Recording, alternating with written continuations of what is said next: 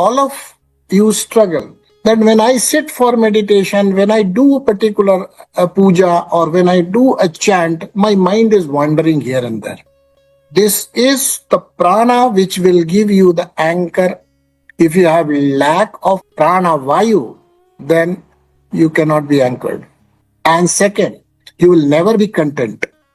You see, we thought that contentment is a virtue which we will develop by practice.